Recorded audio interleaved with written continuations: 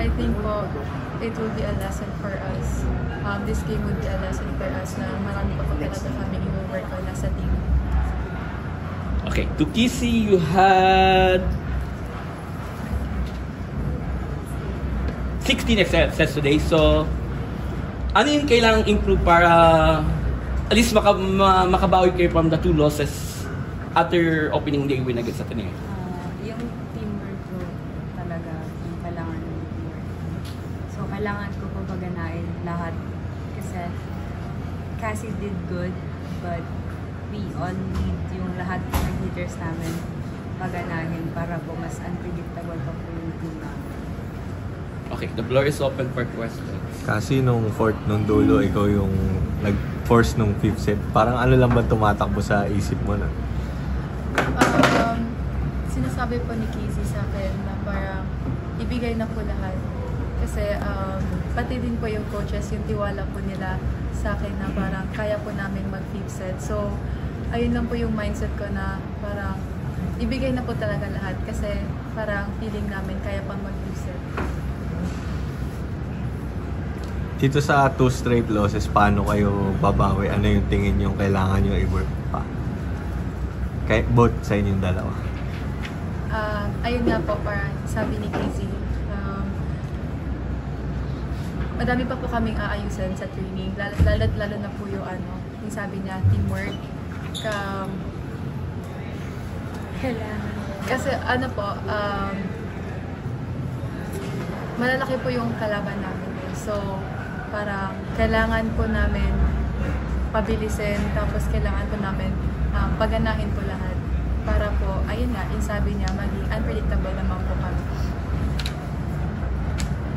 Para kay Cassie, 3 straight games na maganda yung scoring output.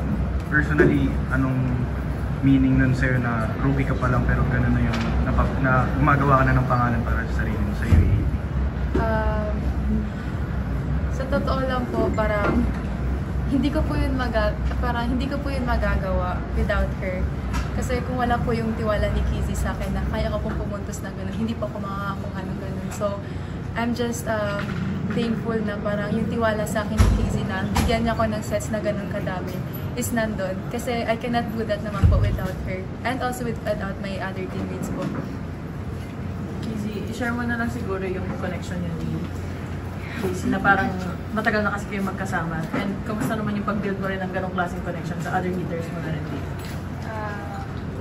Alam naman na po lahat na from high school pa lang po. Si Cassie na po talaga yung isang hitter ko na crucial time sa kanya ako pumupunta. Which is, ayun nga po sabi niya na binibigyan ko siya.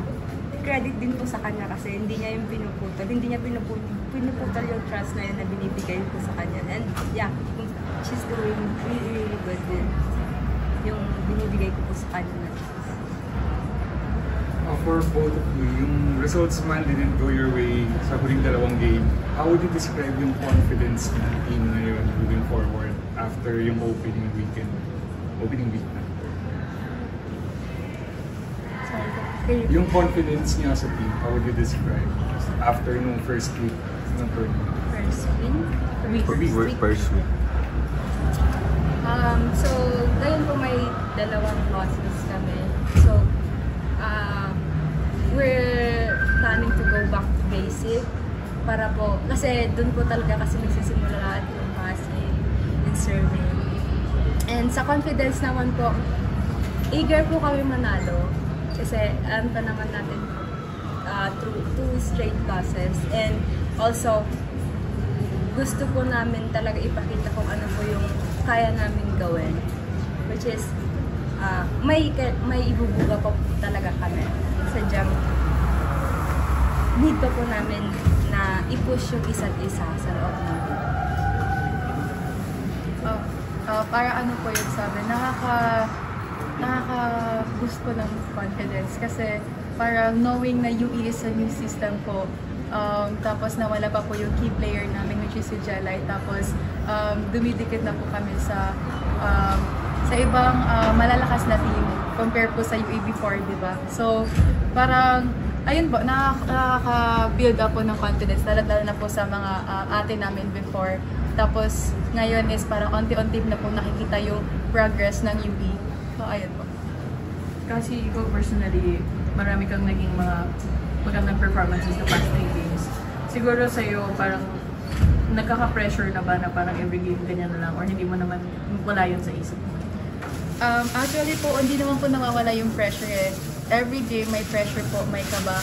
Pero I'm just thankful na andyan po yung coaches ko, sila Doc, Coach Jerry, si Kizzy, our captain. She's telling me na kailangan ko lang ilaro kung ano man yung laro ko. And once na nagawa ko yun, na-enjoy ko yung game, mawawala naman po yung kaba eh. So ayun po, I'm just thankful to them na andun sila during my kabatay.